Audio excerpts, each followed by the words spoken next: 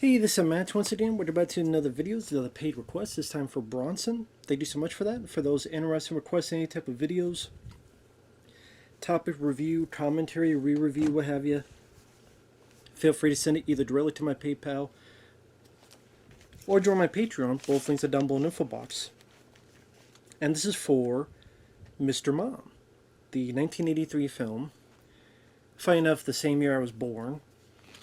We're talking about this movie, and this is one of those films I didn't grow up with like other people did. I had heard about it, of course. I'm a fan of Michael Keaton. I do enjoy him as an actor. Batman, Clean and Sober, on many other films. Even Multiplicity is fun for what it is. And this is a decent film. It's pretty much the film that kind of put him a bit on the map for notice. Then later you would have films like Gun-Ho, of course eventually Beetlejuice a few years later. But Michael Keaton is a guy, he is working with this assembly line, and him and his co-workers get fired. One of them is Christopher Lloyd, which funny enough, those two would work together in the film The Dream Team a few years later. Now sadly, Christopher Lloyd is not in it a whole lot. He's in it like a little bit at the beginning. I thought that was a shame because, you got Christopher Lloyd. Even by this point, he had done TV shows like Taxi.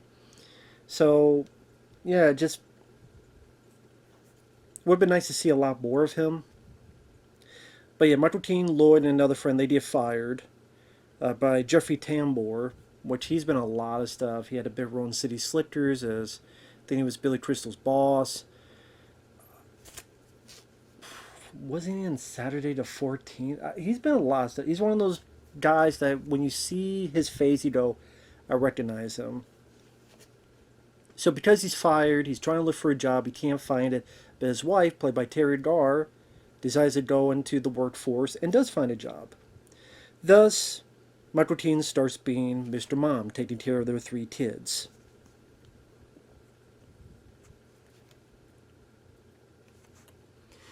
And the film is helped very much so by Michael Keaton's performance, where something that may seem like a sitcom type of joke, he's able to make it work because he felt natural. Like, for example, one of the first scenes is him shaving. He goes to the shower, but he left his pants on, and he just hears, man! And the way he does it makes it work as well as it could. Or early on, when he still has a job, he's talking to the workers. He said, what do you go see then? Oh, one of the Rocky films. And then they keep asking, well, which Rocky was it? Well, I don't know, that's not the point. Oh, but okay, is it one he fought the what was it? I thought they said the one he fought the black guy. I'm like, that's...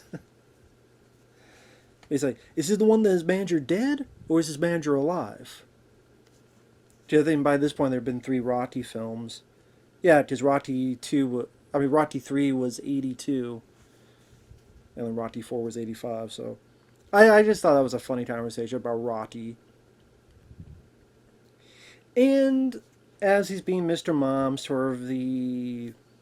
I wouldn't say typical, but... You kind of know where it's going. He doesn't know how to handle it first. And he drops his kids off at school the wrong way because he drives the wrong way and people are yelling at him. He goes shopping. He's being discombobulated. The wrong kids in the wrong shopping cart. His kids keep picking up stuff and causing a mess. So there's always like, hey, clean up on aisle this, aisle that. It gets to a point where, clean up on aisle 7. Listen, if you want, listen, man, I was never in aisle 7, honest.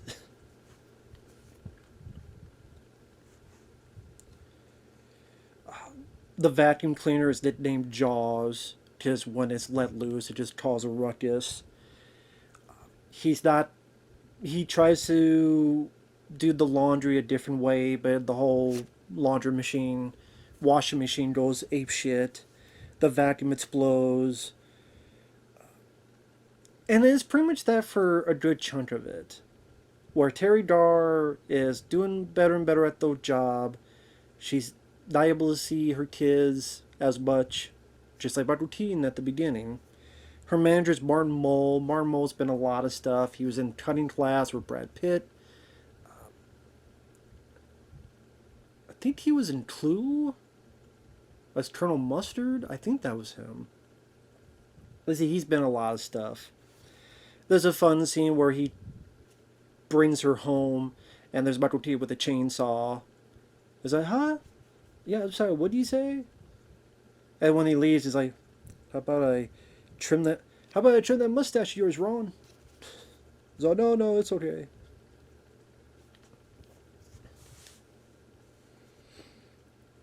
And then he starts watching soap operas, and he starts getting more into them when he scoffed it off at first. He starts hanging out with the other, well, I guess, other ladies and playing card games. He uses an iron to grill some cheese sandwiches for the kids. And like I say, it's enjoyable because of Michael Keaton's performance. It's kind of a slice of life. You see that he's getting a bit better with the kids now, and there's this kind of weird, quirky bit where he imagines himself in a soap opera, and his wife and this other woman he had met, like, is found out. He gets shot, and he sees, like, with the dead body, they have the marking around it. He moves, so he's in the marker, and then he wakes up, and he's like, no, I'm going to get better now. And so they play the Rocky theme. He's like getting in training. But I would say, while it's fun enough as a time waster, it doesn't feel like there's a lot of meat to the bones in terms of the story or depth or emotion. It's more just kind of it's humorous. I wouldn't say it's belly laugh of comedy. I think it also depends how much you liked Michael Keaton. I quite like Michael Keaton, and he does carry it quite a ways. It's just sad Christopher Lloyd's not in it as much. Martin Mull is pretty much the boss that he's eventually going to hit on Teri Garr, which he does, and she's like, no, I'm married. The kids, thankfully, they didn't make them too irritating. They didn't make them too annoying. I guess in a weird way, part of me's kind of fine that it wasn't so melodramatic. Because if they did this nowadays, it'd probably be like the dad yelling at the kid and the kid being sad and, oh, I apologize. And they don't really go through all that. So maybe in a way that's refreshing. Even between him and Teri Garr, there's not a whole lot of drama until the third act. It's pretty much she's working, he's trying to maintain. It's kind of just these little moments kind of put together for a good such as the middle of the movie. Which, I guess that's the point of it. Like, you compare to, like, Mrs. Doubtfire, there's, like, an ongoing story of a guy who didn't grow up and didn't take things seriously, and the mom had to be sort of the villain when she's just trying to maintain order, and you always get to have fun. But now there's a point where he's got to handle responsibility only in a dress as Mrs. Doubtfire. It doesn't seem like there's an overlong arc. I guess other than, I can't even say he was too busy for his kids, because we don't see him much as his job to make that be a thing. Pretty much he wakes up, he treats his kids well. He's like, what are you watching here? I think the kids are watching like an Incredible Hulk cartoon. And then he goes to work, and then he gets fired. So there's not a lot of establishment of him being, maybe for good measure, that's not deadbeat dad or anything. But like I say, it's one of those things where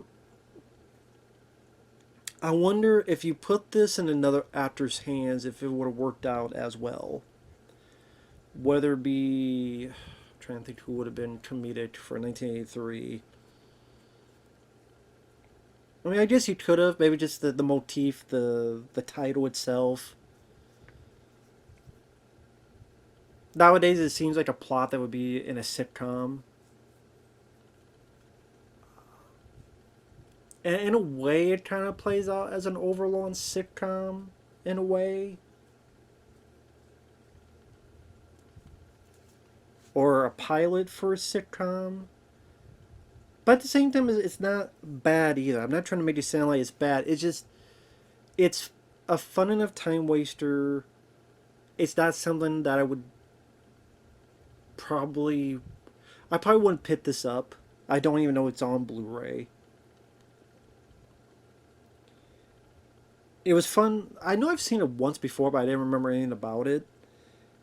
I probably wouldn't see the film again, but it was fine enough watching it. To spoil it, when I say it's kind of just these little events happening, which are, again, cute or humorous. As I said, Michael Keaton, I keep repeating that he's the MVP of this.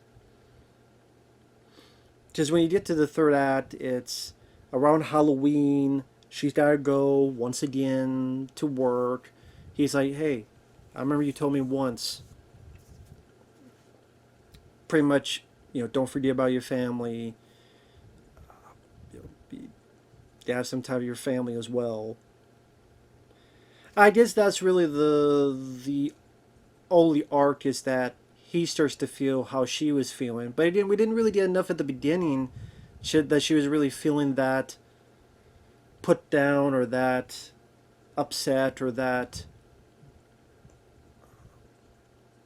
unappreciated. Other than maybe a line or two, but like fairly quickly. But he does get the house in order. He does get an opportunity to get the job again. But someone talks to his kid shitty, and he's like, if you talk to my kid again like that, I'm going to knock you out. Meanwhile, she gets hit on by Martin Mull, and then she punches him. And the ending kind of just happened where this girl who knew Michael Keaton is trying to seduce him, he's like, no. She comes home. He thinks she did something because Martin Mull answered the phone when he called her. And the kids are there, and also the exterminator is there that we've seen before. The the TV repair woman, which I recognize the TV repair woman. I think she's the lady who works with John Candy in Nothing But Trouble. Like the two police. He's the policeman, she's the policewoman. I think that was her. For those who remember Nothing But Trouble. So the evil policewoman. I think she plays the TV repairman. And what I mean by it just kind of ends is, Martin Mull arrives. And he goes, hey, listen, I'm sorry I did that, but listen, you gotta come back or the whole deal is done. And we'll give you this, we'll give you that. And then Michael Keaton's boss comes in. Or his supervisor, Jeffrey Tambor. Oh, please, we had the meeting, and I know you said you'd knock me out if I talked to your kid again, which he does do it again, and the Michael Keaton does punch him. But he's okay, I deserve that. Listen, come back, and we'll even bring Christopher Lloyd and the other guy back. It kind of just solves itself very quickly, a bit too quickly, a bit too clean, a bit too. To say all of a sudden, yep, you got your job bit. Yep, you don't keep your job. There's not even like a big fight argument. It's just kind of, hey, I missed you. Then all this stuff happens, and then they're hugging as a family. Then the movie's over. It was as if, oh shit, we got 5 minutes left. Just yeah, let him do his job bad. Let her keep her job. Blah, blah, blah. I'm like, okay. I don't know how it's going to work with both of you having a job, but all right. It felt rushed. It felt rushed, and it felt kind of almost out of the blue. So it didn't really carry through on the dramatic front. But I guess you say it's a very harmless, safe comedy. There's really no jokes I could think of that would be too mature for people. Maybe there's a bit where the girls take Michael Keaton out to a strip club, but it's a male strip club. So he's like playing, oh, okay, okay, and gives money to a guy. I say, this is why you didn't tell me where we're going.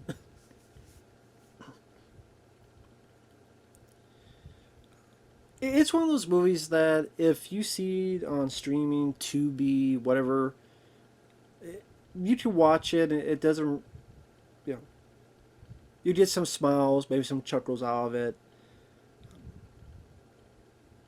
I don't think it's that memorable of a movie. I definitely would not put it in my favorite Michael Keaton films. I mean, I would definitely put Batman, Beetlejuice. I'll probably say I like Gun Ho more than this. That was another comedy he did. The Dream Team, maybe I would put above this. Night Shift, maybe I would put above this. Maybe, I don't know. But like I said, it's not bad. It's not bad at all. It's written by John Hughes. I didn't mention that. It is written by John Hughes. I definitely think the guy would get better writing wise. Planes, Trains, Automobiles, like that's a film that kind of got the comedy, but you had a little bit of nice emotional drama to it as well. Same with The Breakfast Club. Weird Science was more goofy. There's really no drama in it, but that I thought was funnier. I'm glad he directed those, and I think maybe it would work better if John Hughes had directed this movie. I don't know the guy who directed it. Like I didn't recognize him from other stuff, but like I said, if John Hughes had directed this, maybe it could have been a bit more where he fine-tuned some stuff, and maybe it would be a bit... But it was a successful film. It's definitely a film that people do remember. There's a title that sticks out. And it is loved by a good chunk of people for good reason. I need to repeat, I do not think it's a bad film. I just don't think it's this classic. But it's a harmless time waster. Yeah, Michael Keaton definitely made it watchable. Very much so. And like the stuff with the Rocky references, doing the Rocky theme when he's getting his shit together, being Mr. Mom. There's some fun stuff to that.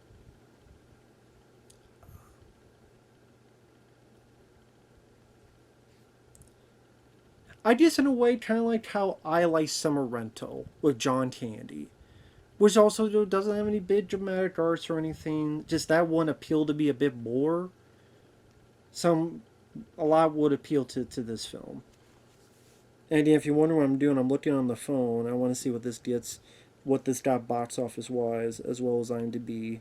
So bear with me a second. I apologize. Should have done this before. 6.6 on IMDb. Amusing, heartwarming, and playful. Yeah, amusing would be a good way to put it. I would say harmless. And box office wise, I know this did pretty decent at the box office. Its success led Universal to sign a 3-picture deal with John Hughes. Yeah, this was a surprise hit. Damn, did it make $64 million in 1983? $64 million. That's pretty damn good. Because this movie would not have cost that much. Oh, what's this? Mr. Mom is a feminist classic.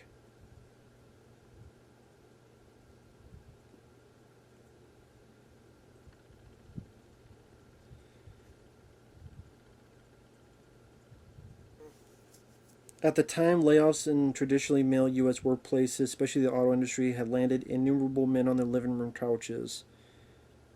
A stark contrast to the 70s, when a total of, I shit you not, 6 men reported being stay-at-home dads in America.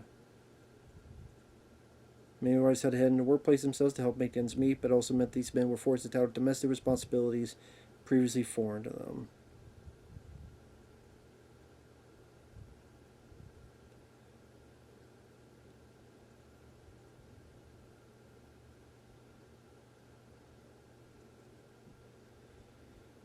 Let's see. Sorry, I'm looking over info here. Apologize for the silence.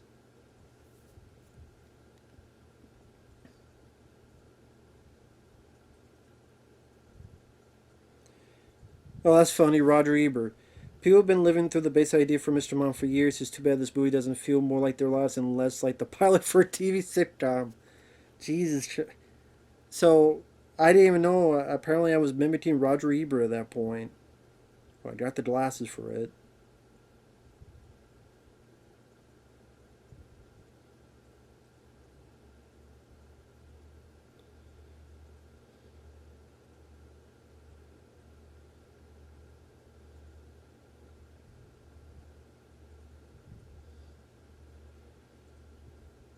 Well, there you go. Yeah, huge hit. So it's funny how that film was a huge hit, but it is a film you don't really hear. I said, let's say it's hard to say beloved. It's a title I remember hearing a lot growing up, but it's not even nowadays. You don't really hear about it. Like in the past 5, 10 years, I can't even remember the last time someone brought it up. And in fact, now that I have this, is there a Blu-ray of this? Sorry, I didn't. I should have done this beforehand. And it was so exciting. And I don't know how to type. If I knew how to type, this would be better. Yeah, Collector's Edition, actually. By Shelf Factory. So there you go. It's a Shelf Factory Blu-ray. A look back with producer Lauren Shuler Donner, co-stars Ann Jillian, Miriam Flynn, Frederick Kohler, and Taliesin Jaffe. I gotta be honest, I don't know who the hell any of them are. I don't recognize the names. They might be the kids, and maybe the women that were with the game. No Michael Keaton. Yeah. Yeah, I can't seem surprised by that.